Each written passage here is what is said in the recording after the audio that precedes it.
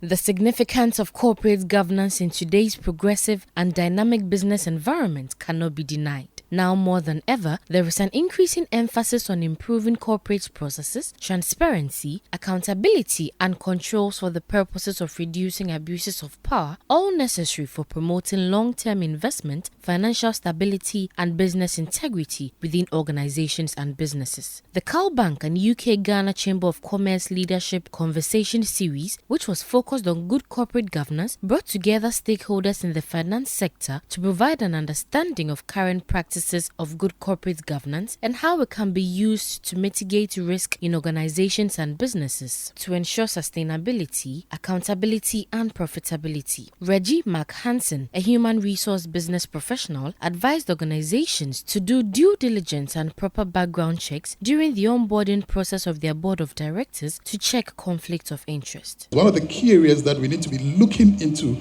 is around the onboarding process.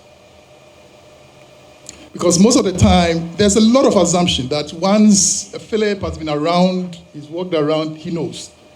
And he's thrown in there, and the assumption is that he understands the business and can then do what is supposed to be done. But every boardroom has its own character and characteristics. What is supposed to be done, what is not supposed to be done, how we go about things, and all these things need to be sort of clearly defined. In addition to that, the Chief Risk Officer at CalBank PLC, Barbara Banton, stressed on the need for organizations to assess the performance of their boards to fish out members who are underperforming. It's not just about the onboarding. Performance, once the person is on the board, have we put in place things to make sure that we assess their performance on the board? It's not just like they come to the board or boardroom, they sit not doing anything, not contributing and all that, though they have the expertise and qualification. How do they impact on the discussions that happens in the boardroom? These are the important things that we have to do. You know, most of the time it's all about conflict of interest. The person is there because of his personal interest, but not the interest of the organization that he's on board at their board for.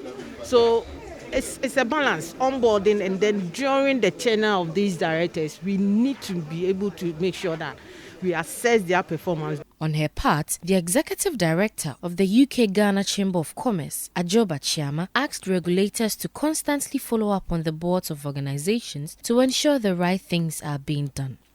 Compliance is not just self-compliance, but it's also compliance being ensured from the regulators. So regulators have an obligation to do follow-ups to make sure that businesses are compliant with the laws of the nation, and they have systems in place to ensure that businesses are being run and the employees in that business are being taken care of, the right taxes are being paid, and the right laws are being complied with.